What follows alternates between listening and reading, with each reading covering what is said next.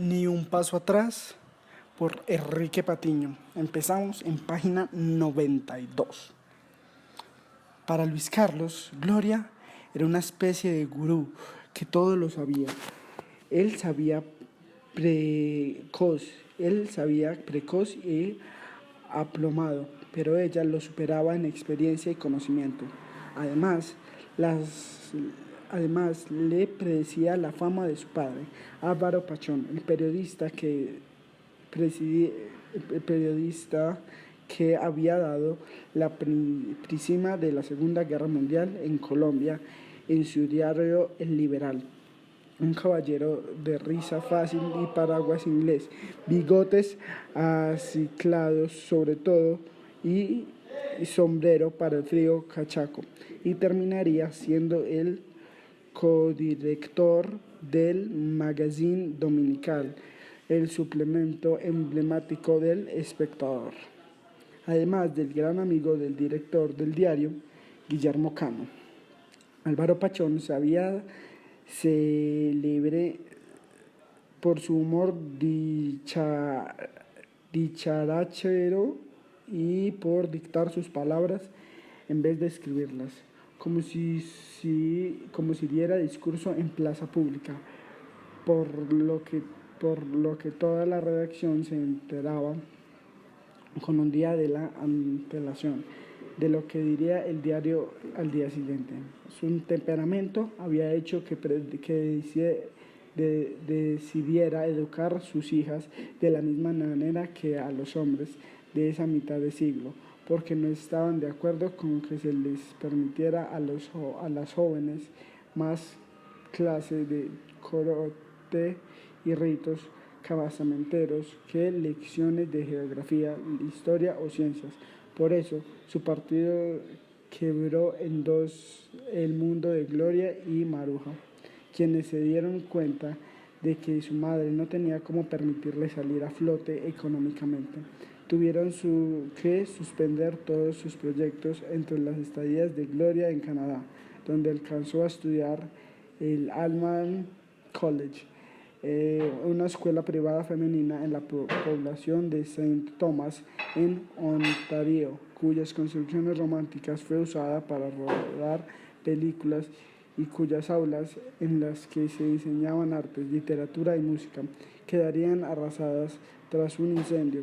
Allí descubrió Gloria la libertad de las artes y perfeccionó el inglés, y estaba en ese momento feliz del descubrimiento y el asombro, cuando tuvo que volver a pensar cómo sostener a su familia. El negocio de las flores terminaba fracasando y la llevaría a rebuscarse la vida para generar ingresos a como diera lugar. Decidía a seguir los pasos de su padre o a buscar apoyo entre sus conocidos.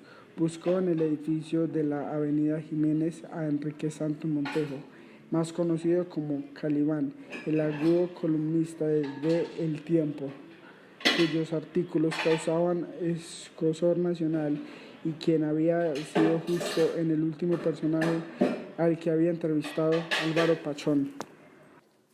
Antes de morir, era casi una corazonada. Calibán era el último que lo había visto en su oficio. El veterano reportero recibió a Gloria en su oficina, la orientó y en vez de desaconsejarla, le recomendó que hablara con Roberto García Peña, el director de El Tiempo. La joven, impelida por la obligación de crecer a la fuerza y de adoptar al sustento en su casa, le pidió trabajo de entrada, y el hombre a cargo del diario le solicitó una nota a cambio para aprobarla, una nota a cambio para aprobar su quehacer en el periodismo, para demostrar que podía hacer un texto de impecable factura como buena heredera de su padre. Gloria salió de allí y a pocos días le envió un artículo periodístico sobre una obra social que se estaba llevando a cabo en la ciudad y que beneficiaba a las funciones de los niños desamparados. El tiempo pasó sin que recibiera noticia alguna, y cuando ya estaba a punto de olvidar su esfuerzo, encontró, encontró en octubre de 1953 su nota publicada en la primera página del Diario Nacional. Ese mismo día la llamaron a trabajar y se quedó desde entonces. Primero como traductora y coordinadora de las llamadas telefónicas de la directora de la página social y luego como reportera. La gente que su papá había querido y ayudado la reconoció y le ayudó en el proceso de convertirse en periodista. Su hermana Maruja también entró a trabajar en los medios, aunque en el área de publicidad. Su mamá, Graciela Castro, moriría 3 años más adelante, aún devastada por la pérdida de su esposo, lo que la obligaría a las dos hijas a vivir solas mientras se defendían con sus salarios como mejor podían. Uno de los que había sido tocado por el aura de Álvaro Pachón desde el momento en el que lo conocí y hasta el día de su asesinato, el 17 de diciembre de 1986, fue Guillermo Cano, a quien lo unió el amor por el oficio y signo trágico de la muerte. Desde ese lejano 1953 y hasta el día del asesinato, el director del diario El Espectador se dedicaría a escribir editoriales y a liderar un diario independiente con la tarea enorme de denunciar el narcotráfico. Su valentía la pagó con su homicidio, justo frente a las puertas de su diario. Gloria busca también con desespero a su hijo. Ya el dolor del padre ausente es suficiente peso como para que se le una el de un miembro de su propia familia. En el fondo, ella sabe que se encuentra bien y que es un joven que necesita tiempo y espacio, pero Luis Carlos está fuera de sí. Comprende que el peso de tanta presión política afecta a su esposo y aún así se enoja con Juan Manuel por hacerle pasar ese momento de tensión en la familia. Camina por las habitaciones de la casa y toma la decisión de practicar de restraer a la escolta mientras Luis Carlos se dirige a buscarlo al apartamento de sus padres. Gloria entiende que el amor que lo prima y une a Luis Carlos con los suyos de una forma intensa y sin mediaciones, al punto de que aún en el tráfago de la política que acapará su vida y sus ideas, busca sacarles tiempo para jugar o compartir al lado de sus hijos videojuegos como Pac-Man o enseñar golpes sin tino en el golfito. Organizar las Olimpiadas para competir como lo hizo uno de los cumpleaños de Claudio o simplemente subirse a bordo de una bicicleta para compartir pedalazos a su lado. Ese hombre que acaba de desencajarse procura sacar el tiempo para abrazarlos y pasar un fin de semana al lado de ellos. Y ella, sí, de ella, porque Gloria se ha convertido en su bastión ante las críticas y en su bastón cuando se siente desfallarse. Gloria, la que le calma las fiebres y lo pone en su lugar cuando se exacerba, la que lo guía con sus palabras y le corrige los textos, su amor y su compañía, su pañuelo de lágrimas y su correctora de estilos y de pasos erráticos en la política. En el último año, sin embargo, Luis Carlos ha estado demasiado agitado para dedicarles el tiempo suficiente, aunque cada vez que puede se lleva a su familia a su correrías políticas para no desconectarse de su polo a tierra. Pero en su última campaña ha sido más un hombre atormentado que un padre dedicado al esposo feliz de las ilusiones compartidas. El amor parece haber quedado relegado ante las obligaciones y el peso de políticas, pero Gloria, a medida que organizaba su cabeza y llamaba por el teléfono a una familia donde cree que estará su hijo, piensa que en realidad es el amor lo que mueve, que sus contradicciones de darlo todo por el que ama en general, el país y su gente, es lo que lo ha llevado a dejar de lado a quienes lo aman el día a día. De hecho, el amor no ha sido benévolo con él hasta la llegada de Gloria.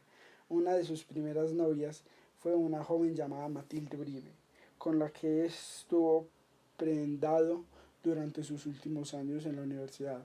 La bachiller, que vivía relativamente cerca de la casa de Luis Carlos, terminó viajando fuera de París y volvió a despertar de la adolescencia en una sociedad que le abriría a los cambios. Cuando regresó, se sintió presionada por los condicionamientos sociales de la Bogotá fría y entonces decidió quitarse la vida. Cuando Luis Carlos de la Cuando Luis Carlos se enteró de la noticia fue como si hubiera sentido un golpe de un látigo en la espalda. El dolor lo poseyó y cayó postrado ante la contundencia del nunca más. Entonces lloró lo que no se permitía en público. Se sintió culpable del suicidio por no haberla entendido y no haber estado presente y se sumió en la angustia de su muerte durante meses hasta que el presidente Lleras Restrepo, al verlo tan mal, decidió enviarlo a la India como secretario de la delegación colombiana a la Conferencia Mundial de Comercio y Desarrollo en Nueva Delhi, con una misión principal de despejarse la mente. Anita Villamizar, otra novia suya, le daría las alegrías del noviazgo tradicional. Con Teresa Ibares se querían y luego ella sería su amiga por el resto de su vida. A Juana Castaño alcanzaría a proponerle matrimonio, pero no se le daría nada más de la emoción de los encuentros. Algunos otros romances le alegrarían el corazón. Luis Carlos, en esa búsqueda, encontró un amor sencillo y casual en su propia casa y con quien la sociedad menos se lo permitía, con la empleada que trabajaba en ese momento en su hogar, María Isabel Corredor, quien durante 7 años había cuidado a sus 3 hijos menores del hogar Galán Sarmiento. Ese amor repentino tendría todas las condiciones implícitas de lo angustiado y prohibido, pero al mismo tiempo la complicadez de las relaciones que se dan naturalmente. El amor cobró forma de hijo y del romance breve nació el 18 de septiembre de 1965. Luis Alfonso, el primogénito de Luis Carlos, un niño con el que años adoptó el legado de su padre, y al igual que todos, se encargó de perpetuar su mensaje. El temor al que diría la sociedad condicionó la evolución de esa relación en el momento en el que Luis Carlos cobrará relevancia en el diario El Tiempo y se avisoraba un intenso futuro político. Luis Carlos vivió su infancia con sus abuelos maternos, donde realizó las labores de un niño campesino hasta 1971. Conocido finalmente a su padre en la iglesia del barrio Antonio Nariño y comenzó a recibir de su parte una mesada que nunca más faltó. En su niñez, los encuentros de Luis Alfonso con su padre serían regulares. En la adolescencia se volverían más intensos. Es más, entre el almuerzo con sus asesores y el encuentro con Lemoni para conocer los resultados de las encuestas, Luis Carlos llama ese 18 de agosto a su hijo mayor para hablar con él y él transmite la tensión que en aquel momento lo atormenta con contundencia de punzada en el pecho. Le dice a Luis Alfonso que tiene una gran responsabilidad con el país y que las amenazas se están volviendo más y más fuertes, pero que no puede demostrar cobardía. Mi deber es continuar, le expresa su primogénito y de inmediato le plantea la duda de que no, de, la duda la duda que no deja de escocerle el ánimo y que ya le ha soltado a los medios. No entiendo la indiferencia por parte de algunos por el atentado que me hicieron en Medellín. Su hijo mayor lo entiende, Luis Carlos lo escucha y deja que sus palabras fluyan. Había apoyado a los estudios de Luis Alfonso en Bucaramanga y le alegra saber que él practica ciclismo, su deporte favorito, con el que el joven ha ganado varios torneos. En esa conversación, al filo de los dos dedos de la a los filos de dos dedos de la tarde, alcanza a pedirle que estudie mucho por si no lo vuelve nunca más, por si no lo ve nunca más, como casi como un presentimiento. Y a pesar de que su relación se afianzaba y cada vez ganaba más complicidad, Luis Carlos sabía que en un país dominado por la corrupción y el narcotráfico, pero sostenido por una moral inquisidora, confesar que tenía un hijo por fuera del matrimonio lo haría fulminado políticamente y lo habría sido para la gente un delito imperdonable, peor que un magnicidio y el desflaco de los dineros de la nación. Eso lo hace sentir atrapado, incluso a esa hora, porque su mensaje de transparencia le nace del corazón, y a su hijo lo había aprendido a amar, pero darles sus enemigos una oportunidad para destruirlo y destruir a su familia es algo que se le hace insoportable, intachable en lo público y en su hogar. Con los años de detractores han buscado en su único punto débil el corazón de una manera corazón de corazón una manera de destruirlo y desvirtuar su legado. Dicen que Luis Carlos sostiene el romance clandestino con la entonces periodista María Emma Mejía. Con los años aseguraría que olvidó a su hijo y que eso lo anula sus 24 años de carrera política en defensa de la plucritud. Pero no puede decir más porque Galán es un ser humano con las mismas angustias y ansiedades de todos los que lo acusan, y el único aprendizaje posible para ser humano es equivocarse. Es el Luis Carlos que camina como león enjaulado por el pasillo del edificio Berna en busca de Juan Manuel. Ama tanto la vida que la defiende en otros y es capaz de darse el mismo o darlo todo por los que ama, aunque su cara se ha, se ha ido trenzando y de arrugas y tensiones en su rostro, deja huella el paso del tiempo y las preocupaciones siguen anhelando un cambio que haga mejor la existencia de los que siguen y también de los que los repudian. Darse a los demás, sí, su punto débil es el corazón, o también su fortaleza.